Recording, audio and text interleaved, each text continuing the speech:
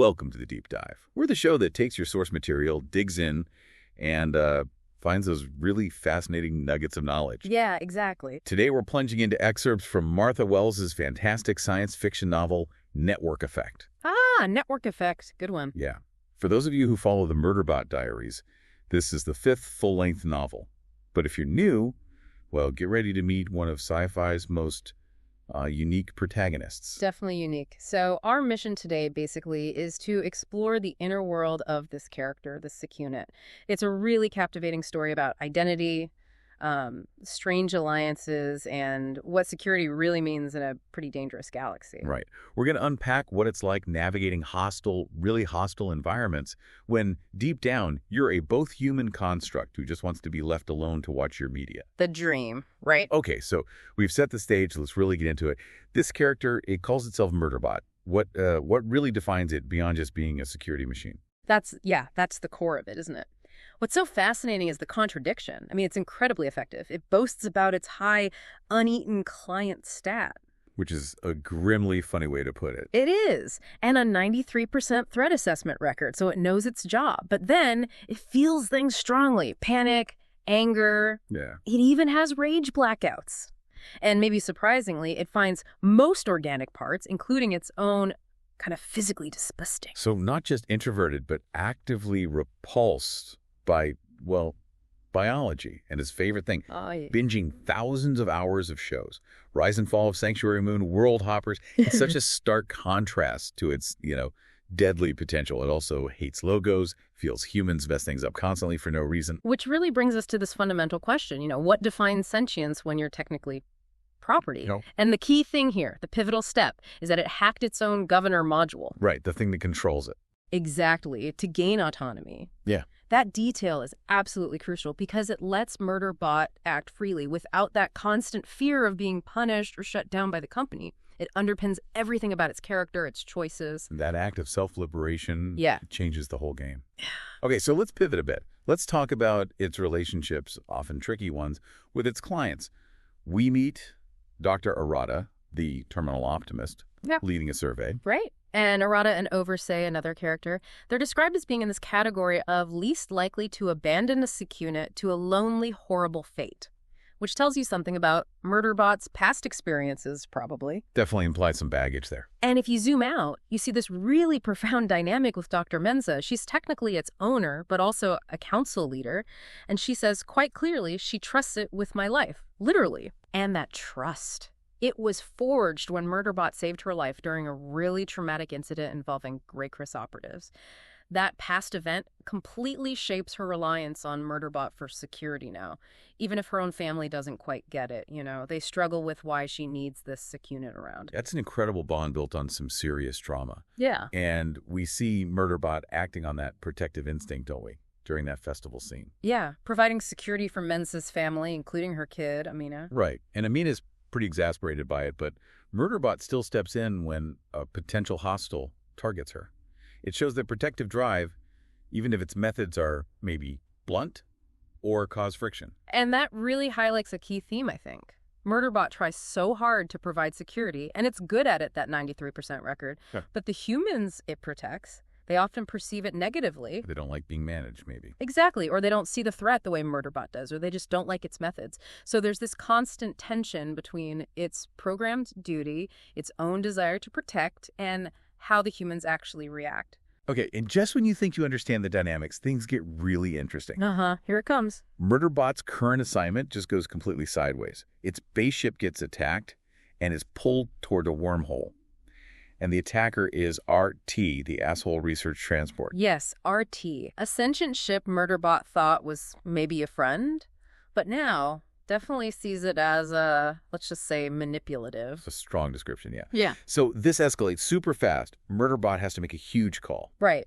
It decides to jettison its own facility, its team's habitat, from the base ship to save the humans. And this is significant. It's making a life-or-death strategic decision on its own, without orders, without specific programming for this exact scenario. That's a big step for a Secunit used to command. A massive step in autonomy. Yeah. So then Murderbot, Amina, and these two augmented humans, Electra and Roz, they get pulled into RT's airlock. And RT is just empty, eerily empty of its crew. But there are these aggressive targets on board, mysterious gray people, primitive tech, weird implants, stealth drones, and they're looking for something called a weapon. Okay, so what is RT's motive here? If it's not just being an asshole. Well, it's shocking, but RT basically says it kidnapped Murderbot because it needed someone who could kill the hostiles. Straight up. Wow, okay. Blunt. And we find out these implants the targets use. They can control people, incapacitate them. Roster tragically dies because of his implant interacting badly with medication. Elektra is also taken down by hers. These aren't just gadgets, they're dangerous. So if RT needed help, what's the deal with these targets and the whole mess? What's the bigger picture? Okay, so it turns out the targets are actually infected colonists, probably from some lost pre-corporation rim settlement. And they're under the influence of some kind of alien remnant. Alien remnant, okay. Yeah, this remnant caused a catastrophic event on Art itself, corrupted its memory, messed it up, and later we find out it infected Murderbot too. The implants are old tech, pre-CR, acting like receivers for this alien influence. And the targets themselves, they're split into factions, fighting each other, trying to escape their planet. They'd taken Art's crew captive, moved them down to the colony surface to a drop box. That is a lot to unpack. Alien remnants, infected colonists, warring factions. It's complex. And then Murderbot does something incredible. It turns itself into killware, like a software version of itself. Exactly. Deploys itself right into the security system, the sex system of this other ship, the Bearish Franza Explorer.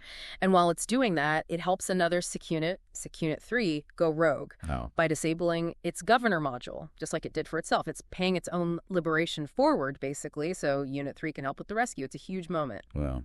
So RT, despite the kidnapping and general scariness, turns out to be more of a victim itself, a victim of this alien remnant.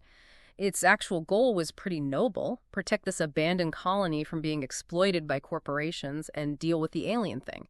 It genuinely needed Murderbot, specifically Murderbot's skills as a weapon, to pull it off. Shows how perspective changes everything, doesn't it? Absolutely changes how you see Art. Okay, so the rescue of Art's crew must be intense. Oh, yeah. You've got Murderbot 1.0, the physical body, down on the planet, taking out the core of the alien remnant, and then Murderbot 2.0, the killware copy, helping the newly rogue Secunit 3 rescue the rest of Art's crew from that explorer ship. Dual-wielding Murderbots? Pretty much. But then comes another kicker about Art. Oh, more? Yeah. Art reveals its backup plan. Plan A01, rain destruction.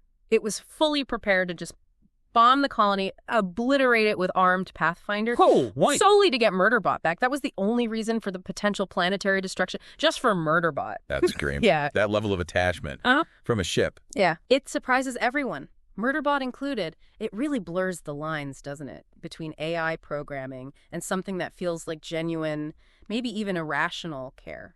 That's powerful. And it leads to that confrontation, right, with Tiago. Tiago kind of misreads the whole situation with Mensa, accuses Murderbot of making her paranoid, afraid of shadows. And Murderbot just shuts that down. In its typical blunt way, yeah. Explains it was brought to Mensa inactive, basically broken, after saving her life in that catastrophic incident. Not because Mensa's just scared. Setting the record straight. Exactly. And this whole part of the story, it really hammers home these themes of trust, connection, how they evolve. RT going to insane lengths for Murderbot. Murderbot struggling with this weird emerging friendship with Art, while also helping Secunit 3 navigate being newly rogue. Yeah, Secunit 3 asks for guidance, right? Yeah. Says it doesn't know what to do without an owner. Right. And Murderbot's advice is just perfect. So poignant. It says, because change is terrifying. Choices are terrifying. But having a thing in your head that kills you if you make a mistake is more terrifying. Phew. That hits hard.